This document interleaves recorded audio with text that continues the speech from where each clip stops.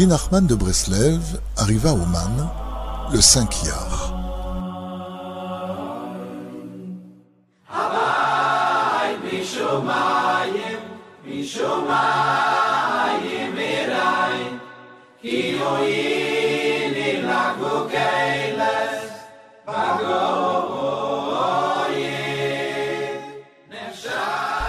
La ville d'Ouman, ancienne cité médiévale fortifiée, abrita une communauté juive depuis des temps immémoriaux. La légende explique le nom Ouman par la présence en ce lieu d'une auberge qui se nommait Chez Mania ou Mania, auberge où l'on servait des mets délicieux aux voyageurs de la route du sel.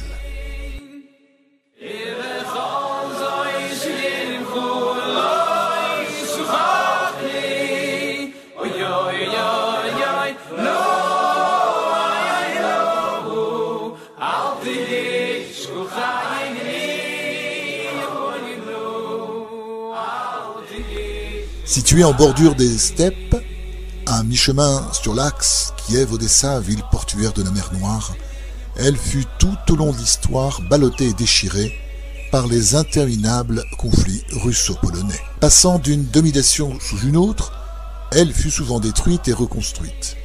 Jusqu'à la seconde partie du XVIIIe siècle, toute l'Ukraine, dont la ville de garnison d'Ouman, était assujettie à la Pologne.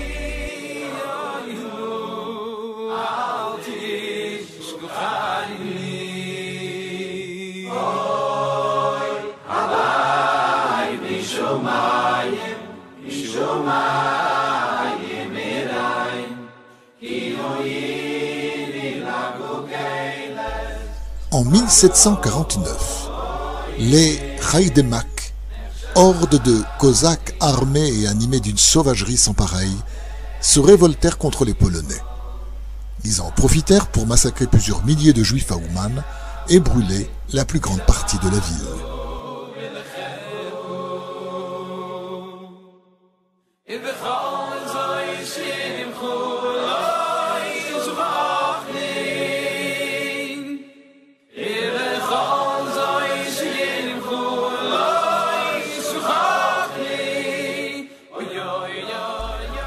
En 1760, le gouverneur polonais, le comte Félix Potocki, reconstruisit Ouman et déploya de grands efforts pour en favoriser le développement.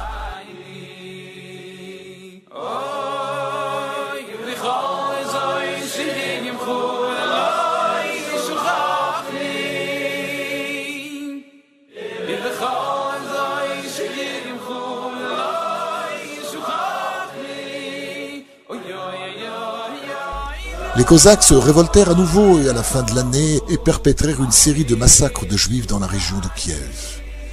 Cette situation entraîna l'exode de milliers de Juifs de toutes les localités avoisinantes qui affluèrent à Ouman dans l'espoir d'y trouver refuge. En juin 1768, Maxime Zeliznak, à la tête des paysans, se mit en marche vers la ville. Le nouveau gouverneur Miatanovitch disposait d'un détachement cosaque de la garde de la cour polonaise, placé sous le commandement d'Ivan Gunta. Miatanovitch envoya Gunta se battre contre les Cosaques, mais bien au contraire, celui-ci fit fausse commune avec eux.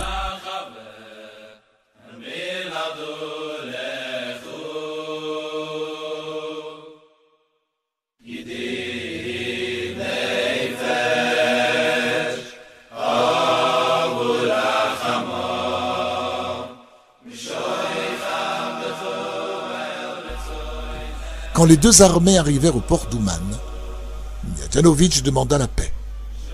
Il accepta de leur ouvrir la ville à condition qu'ils épargnent tous les gentils pour n'attaquer que les Juifs. Avant l'arrivée des Cosaques, le très vénéré Rabbi David Chazan réussit à se dissimuler de l'ennemi avec un certain nombre de juifs.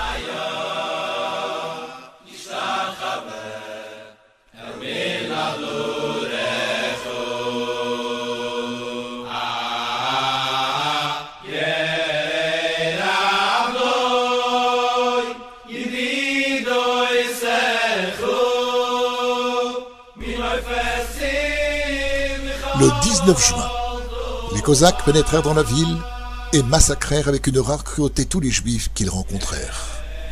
3000 Juifs s'enfermèrent dans la synagogue. Gunta dressa une tente dans la cour de la synagogue et y plaça une croix. Il proclama que tout Juif qui se prosternerait devant aurait la vie sauve. Pas un Juif ne sortit.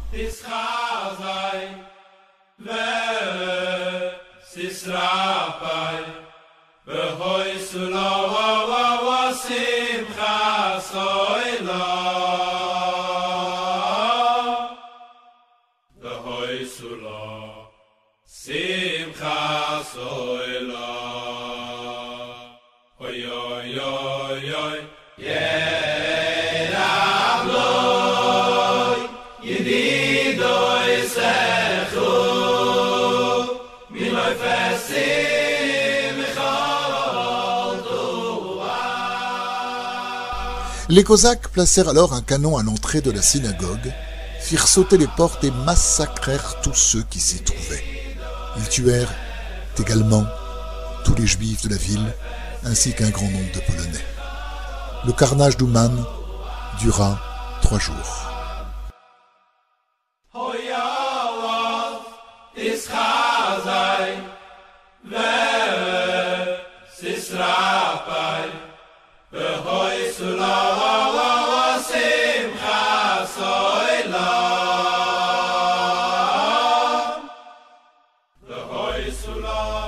Quand Rabbi Chazan et ses compagnons sortirent de leur cachette, ils découvrirent avec épouvante les rues ruisselantes de sang et jonchées de cadavres mutilés. Des têtes, des corps, des jambes éparpillées par milliers dans la ville, baignées dans des mares de sang.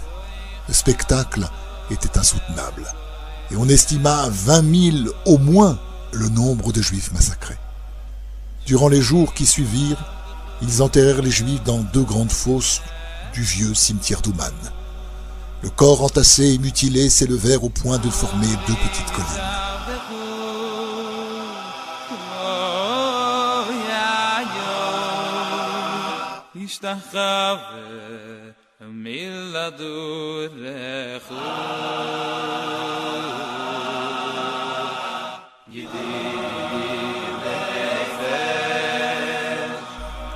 C'est à cet endroit précis, au milieu de ces 2 collines, que Rabbi Nachman ben Feghe s'était tenu 8 ans au plus tôt et qu'il avait exprimé le désir d'y être enterré.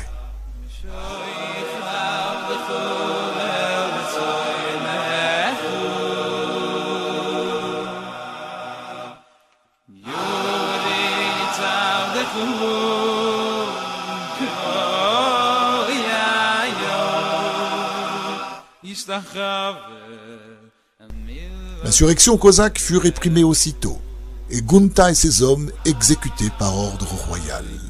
Lors de la partition de la Pologne en 1795, l'Ukraine fut attribuée à la Russie.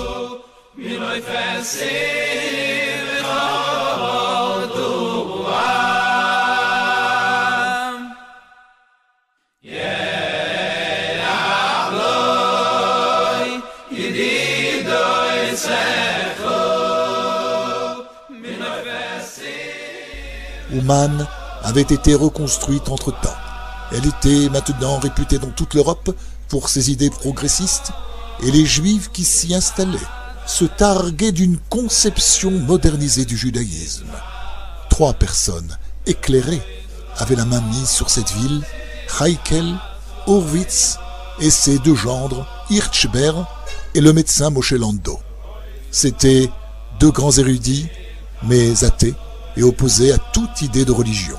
Ils avaient empêché à maintes occasions l'installation de rabbins à Uman.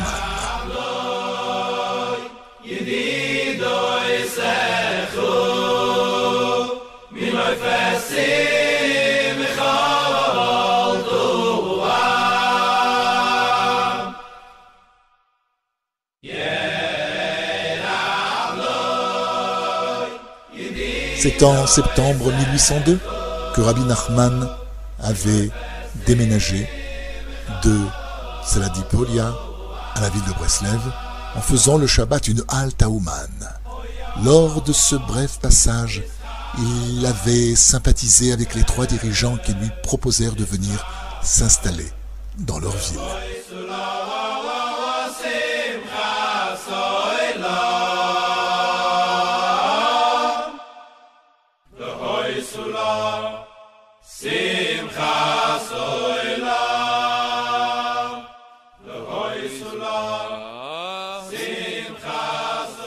À l'époque, Rabbi Nachman avait répondu que le temps n'était pas encore venu.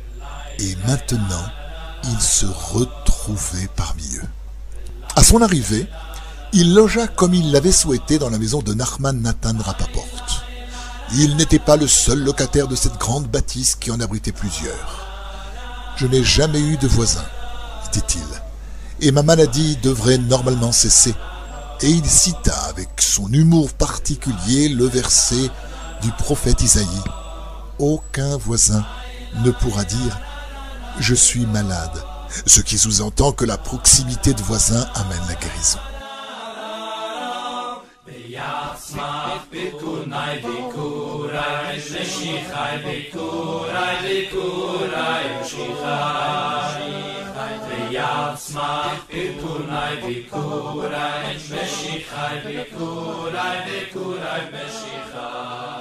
Il fascina littéralement l'assistance par sa manière si sainte de s'exprimer. Même derrière ses paroles d'humour se cachaient des enseignements très profonds. Et il reprendra ce concept de maison dans l'enseignement extraordinaire qu'il révélera à Rosh Hashanah.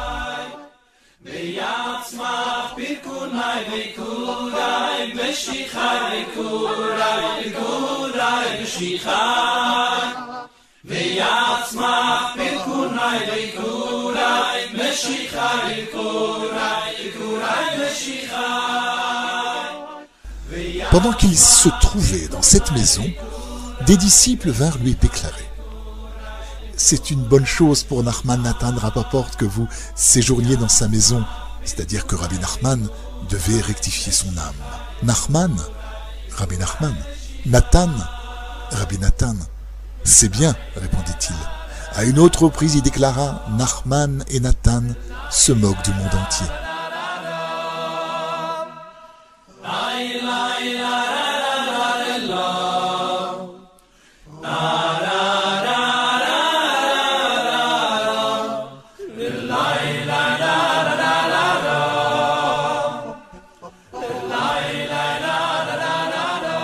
Un soir, après le repas, Rabbi Nathan resta seul en sa compagnie. Après avoir récité des actions de grâce, Rabbeinu Akadosh s'assit, silencieux, puis il s'écria d'une crainte extrême: « Go, go, go ! Dieu !» Quand il commença à dire le nom de Dieu, il tremblait d'effroi au point qu'il ne put en prononcer que la première partie.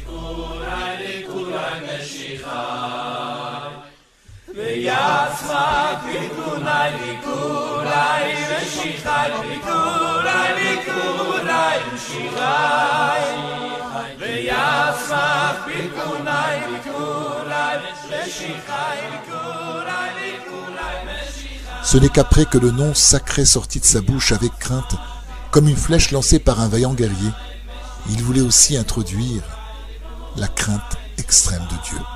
Nous devons trembler d'effroi devant son saint nom qui remplit le monde entier et se tient éternellement au-dessus de nous.